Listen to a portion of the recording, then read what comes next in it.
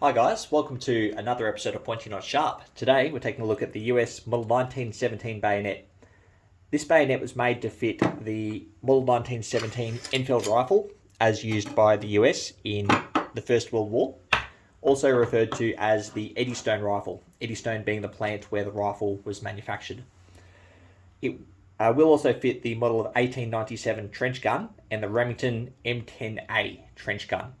Both of these trench guns use a Type W bayonet lug assembly to attach this here bayonet to that gun. Now, 1.9 million of these bayonets were made new for the US, and 545,000 British P13 bayonets were converted. I say converted, they're interchangeable, the exact same bayonet.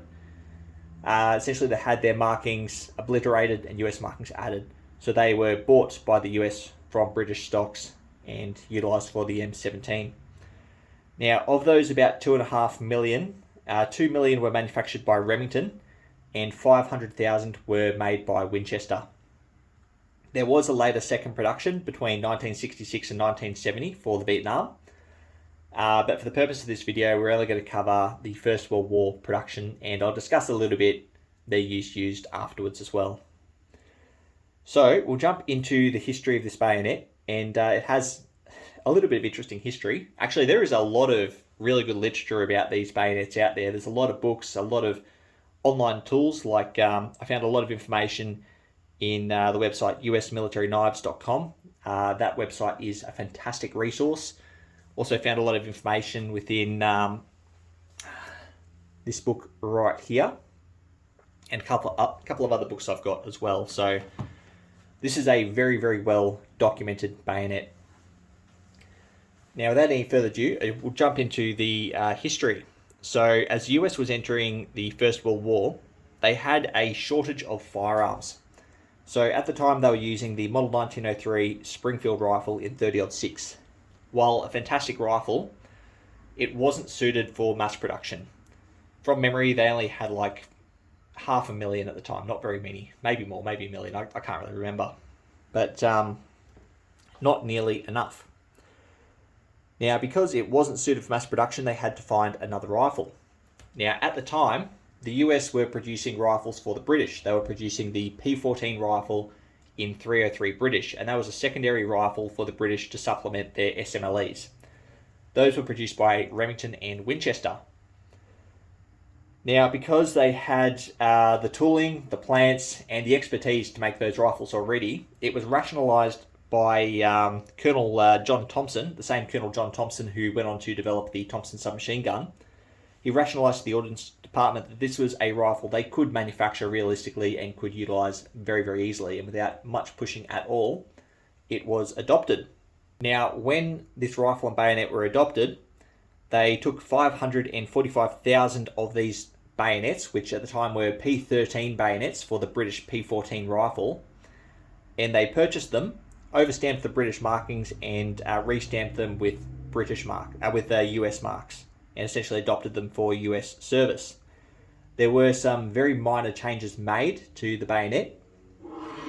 So first and foremost, they slightly redesigned the pommel, and it's very, very slight. If you put two next to each other, an old and a new one, it is exceedingly difficult to tell what the change is.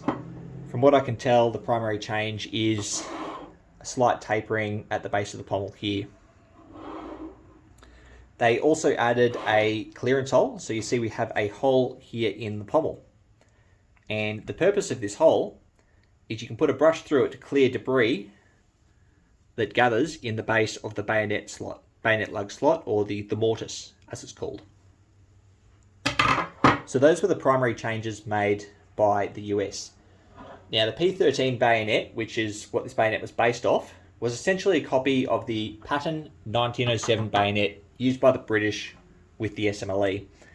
And if we put a P1907 and an M17 next to each other, you can see these bayonets are very, very similar. They've got identical blades, very similar handles, pretty much identical pommels. The major difference is the crossguard. So you'll notice on the P1907, the muzzle ring sits nice and low, near flush with the spine of the blade and handle, whether on the M17 or P13, it sits raised by about 10 or 15 mil. To distinguish these two bayonets, the British put two lines essentially into the handle, two dents into the handle on either side to distinguish them. The US maintained this as well. So when they started producing these, they continued to produce them with those two lines. Now, the other thing the US did a little bit differently was the scabbard. So I've got a British scabbard here, well, an Australian scabbard really. Well, let me just take it out of the frog very quickly. Funnily enough, this is actually a US produced frog.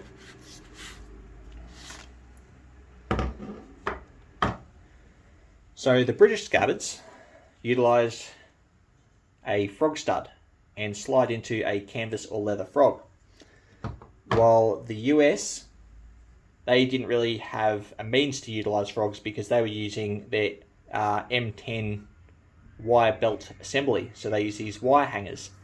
So the first production of scabbards by the US, no frog stud, as you can see. This is the second production, but had a rivet on the back which attached to a leather tab with these hangers at the top.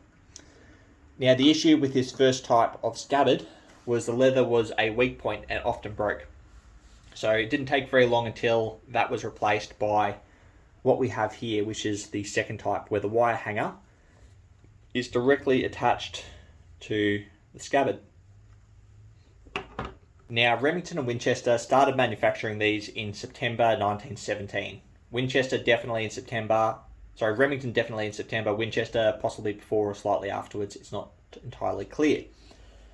And when these were manufactured, you'll notice we have a 1917 stamp on the left ricasso. Now, this 1917 stamp is a pattern or model stamp. However, this was confused by Remington as a year of manufacture because they were also producing the model 1905 bayonet, and that's where they would put the year of manufacture. So in early 1918, Remington started stamping them with 1918, thinking that they had just changed the date, when in fact they had changed the name of the pattern of the bayonet.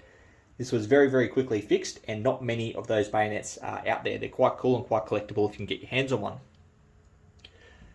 Now, after the war, these bayonets continued to be used with combat shotguns. Leading into the Second World War, the scabbards were in short supply, so they started replacing them with a different kind of scabbard, like a plastic or a fiberglass. They couldn't use the same ones as what they had on the model 1905 bayonets because the blades were a little bit too pointed, a little bit thicker. They didn't fit. They caused the scabbards to split. Something else they did during the Second World War was they refurbished the bayonets.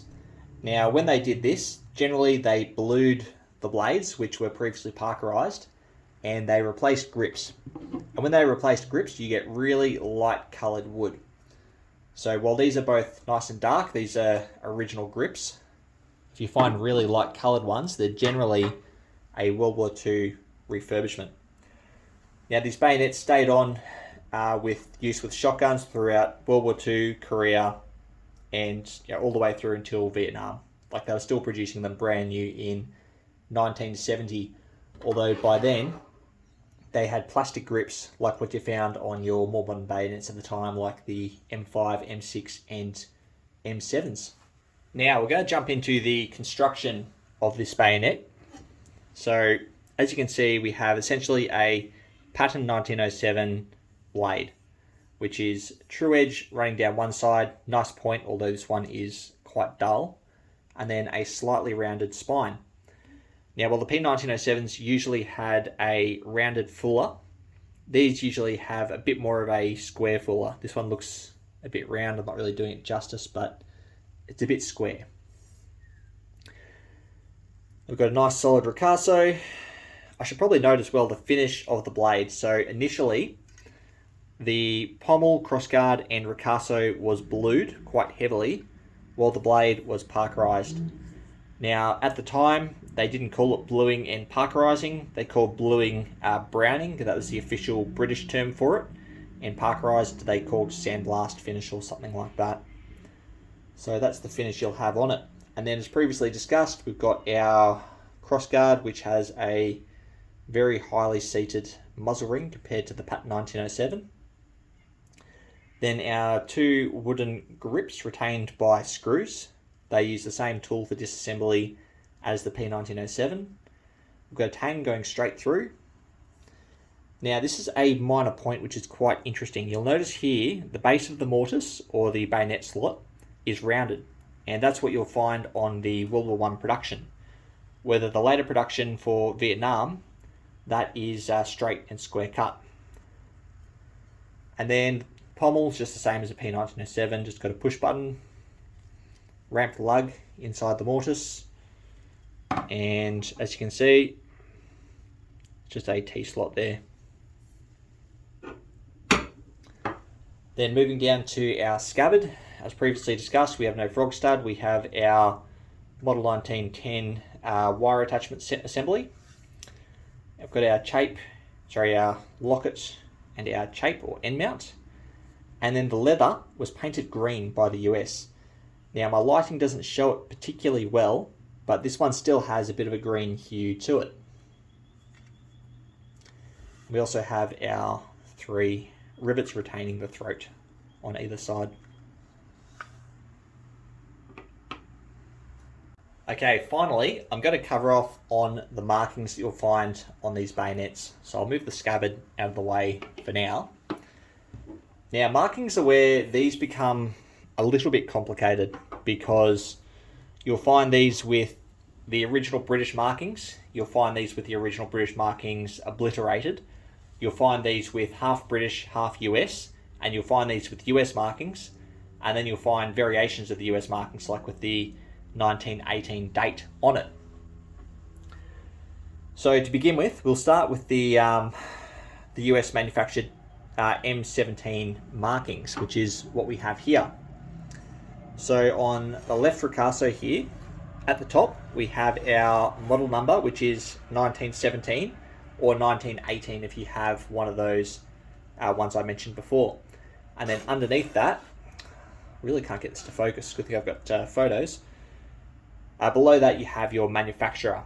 Here I've got Winchester, so you'll have a circle either way, and within the circle you'll either have the word Remington or a big W for Winchester. Now on the right side, this really doesn't want to focus for me. On the right side you have your flaming ordnance bomb in the center. Beneath that we have US, so those are our property marks. To the right we have a X, which is our bend test, which is an inspection mark test. And then to the left we have our inspector.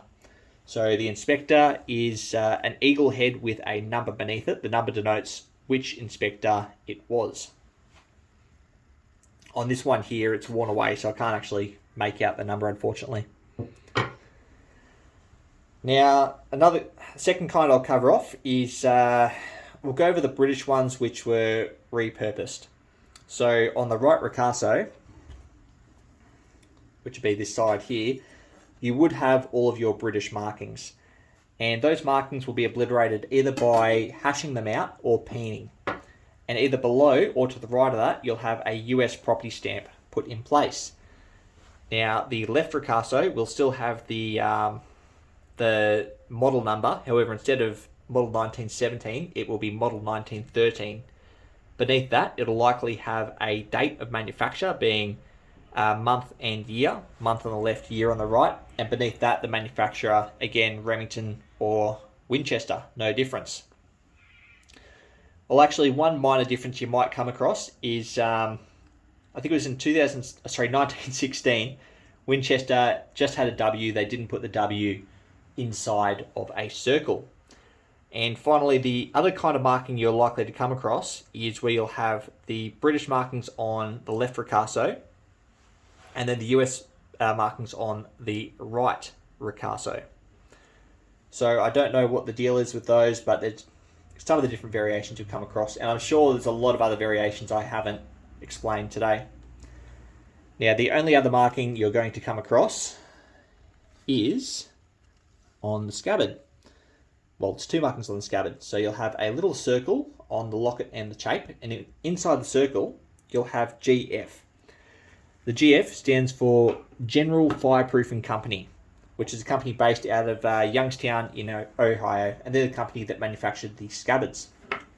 And then finally, you'll also have a inspector's mark on the leather. This one has CHM, so I don't know who that inspector is, but there are records out there somewhere, and there's probably a whole range of different inspectors you can get.